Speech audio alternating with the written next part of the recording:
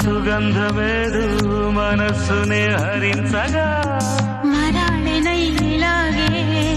మరీ మరీ నటించనా విహారినై వాడే